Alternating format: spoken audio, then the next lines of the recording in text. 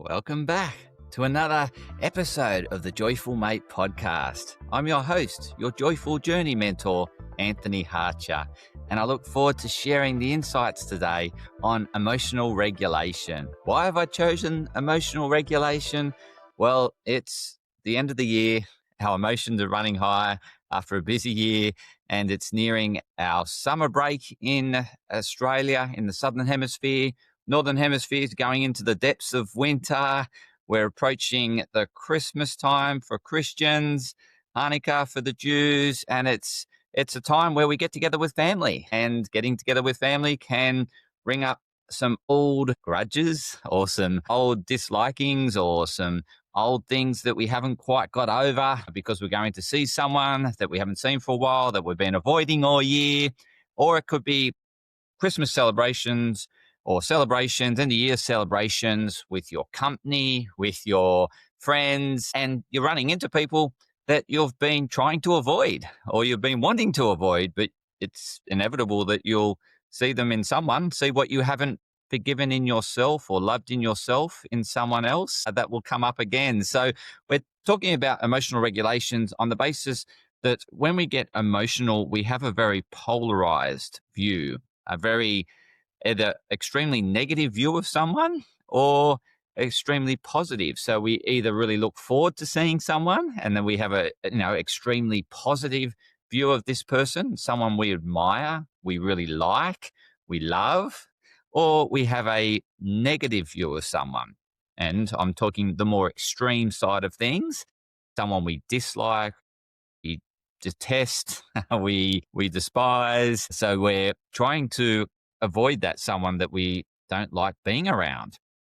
But at Christmas time, we will inevitably run into someone that does something similar to this person you dislike, and it will bring up emotions in you. And it's essentially a reflection of disowned parts in us. So we get reminders all around us in the environment around us to learn to love ourselves. However, we keep running away from it. We keep running away from those reminders.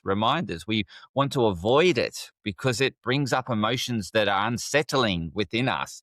It brings up that chaos within us. And it brings up all this thinking and thoughts in our brain. Our brain gets very disordered. And we then just get more and more polarized and more angry. And because I guess we focus on that, and what we focus on expands and gets bigger. And so we work ourselves up to a point where we just need something to fix us. And, with the celebrations, it could be alcohol. And so therefore we drink more alcohol or we eat more food. And it's all about trying to settle our emotions. But what I want to share with you today is why they're there and what you can do about it to stop allowing it to run you, to enable you to govern your emotions, to be more, in a more settled state, or a way in which you can recognize it and then do something about it, as opposed to keep running away from it and then doing these quick fixes like having another piece of chocolate or another bit of cake or another drink to deal with it. So what we first of all is got to recognize that we're a bit unsettled, and then we got to think as to why. Why is it so unsettling? The more we ask the question why, the better we get to the underlying reason.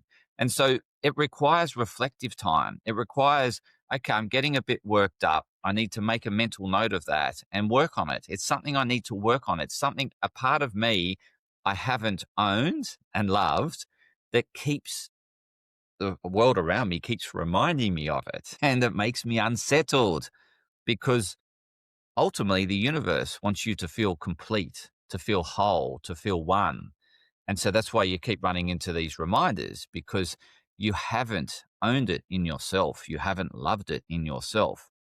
So it can be behaviors that you've done that you're guilty or shameful of, and you haven't seen the benefit of doing that, the benefit to the person you did it to, or the benefit to yourself, depending on where the guilt and shame is. Or it could be like physical traits of yours that you haven't seen the other side of. You haven't seen the blessing for having that trait. So everything is completely balanced. What we tend to do is we judge it and we either label it good or bad, and then we focus on that side. And if it's good, we just want more of it, right? If it's bad, we want to avoid it. And this really drives us into that animal behavior where we're in survival mode. We're either running towards pleasure or running away from pain. And that's running our lives. But we ultimately want a life where we can see the wholeness in it. We're not judging it. We're not running around in survival mode, judging everything. Yes, there's, it's important the reason why we have that is to keep us safe. However, a lot of these reminders aren't in violation of our safety. And sometimes it could be, but majority of the time it's not. It's generally just something that you just a bit unsettled about yourself that you've been reminded from when you see someone else. Okay. So when you feel unsettled by a relative in terms of what they say, what they do, or something or physical feature about them, it's something in you. It's a reflection, because we don't see the world as it is. We see the world as we are, right? And so we're filtering the world based on what we value, based on what we've judged. And so we're constantly seeing that and more of that. But we can start to see the wholeness is when we start to look at the other side of what we're not seeing. And we can start to broaden our lens as to how we see the world, so we can see the world more as it is, as opposed to wanting it to be how you are in this present state, right? Or in this, where you are in your journey. We ultimately can see it as it is if we work on it, if we take the time to reflect, if we take the time to calm down our emotions. So we can calm down our emotions by controlling our breath. We can slow our breath down. We can get into nature, and that will calm us down. We can do a combination of both.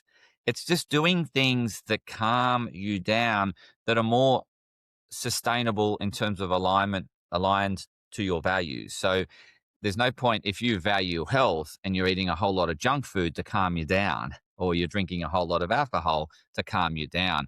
You want to find things that are healthy, that are aligned, that will calm you down, such as would be more mindfulness activities that will calm you down. So look for ways in which you can calm yourself down. It may be talking to others. It may be spending more time with other people that help you see the wholeness in what is, as opposed to the judgment that you're taking, or the conclusion you're jumping to is, if they do this, it means that. No, it doesn't. It's only because you've labeled it and judged it, it means that. But in order to see the wholeness, we need to see the completeness, which is looking at both sides of it. Is saying, yes, it's got an upside, it's also got a downside, but it's completely balanced once we start to look for what we're not seeing. So if you're extremely negative about something, about a person, then it's looking at the upside to it. And it's generally something we're judging. So we need to be very specific as to what we're judging. Because if we're not, we actually won't find the balance, because we will then look for something else to support us. Our pride steps in the way, and then we look for something that supports our argument. But they also do this, they also do that, they also do this and that. And it's generally what we're saying is we put it under a banner, like we say it's narcissistic, or we say, it's just bad, or it's just so general and broad. What we need to break it down is to the specific thing that they're doing, really understand what it is that's making you feel unsettled, because it will actually dissolve a whole lot of past issues as well. Once you start working on it, you'll see the blessing in it, and it will just resolve all these baggage, all these layers of the onion that you've just built up over the years. So it's really important that we notice what is making us emotional, either extremely positive or extremely negative, and look to see the other side. Because when we look at things as extremely positive, we'll just believe everything they say. We will just worship everything they do. And we sort of forgo us in order to, worship them or, stay connected with them.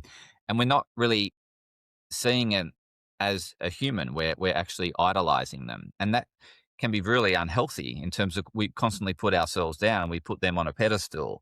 what we want to do is see what we admire in them, in us. So own what we admire in them, because there's traits that you're really attracted to, that you've got within inside you. You just haven't owned it to the degree that you see it in them. But you can start to see this and look at all the times that when you demonstrated that positive attribute to what you like in that person. Look at all the times you've done that and note it, and to the point where you can say, yeah, I do that behavior just as much as they do. And we do this in a negative way as well. We own the behavior that you dislike in someone. And we look at all the times at which we did that behavior and start to accumulate it to the point where you think, yeah, I do it just as much as them. I am human. I'm one. I'm completely whole. There's nothing missing. So when we own these disowned parts, we have better emotional regulation. We can see the world as it is. We can be grateful for the world as it is. We can be grateful and loving of other people for who they are, as opposed to judging them and only liking them if they do a certain behavior. We want to love the wholeness in who that person is. And then when we see the wholeness in them, we've owned the wholeness in us. And we feel at one with everyone and everything. And that's ultimately the journey we're going on. So this can be a real difficult thing to do when you're so worked up about something. And so if you're needing some help because you get so emotionally worked up and you just can't love that part of you that you haven't loved before, then please reach out to me. Please reach out, book a free session with me, click on the link in the show notes, and let's have a conversation. And I can really help coach and guide you through the problem or the challenging thing that you have that you keep running into, that you can't avoid anymore. And it's running your life and you're trying to run away from it, but you can't run away from it. So please reach out. I would be really loving to support you on your journey as a Joyful Journey mentor, to help you get better emotional regulation, to help you see the world as it is, and to help you love everyone and everything. So that's it for this episode. We're getting very close to the end of the year. I really appreciate your listening and following this episode. And your feedback's been wonderful. Continue to give me feedback. Continue to share as to what you'd like me to talk more on or in more depth on. And I would love to do that. I'll also continue to get guests in the new year. Been a bit busy towards the end of the latter part of this year and hence haven't found the chance to get some guests on, but I'll certainly be lining up the guests for next year. You'll still hear a bit of me. I love sharing my thoughts and the wisdom as to what's coming up in my mind and how I can help you on your journey. So continue to follow the podcast throughout the rest of this year, next year. Really appreciate your listenership. Reach out if you need some help around emotional regulation. I'd be happy to guide you. Thank you for listening to the Joyful Mate podcast.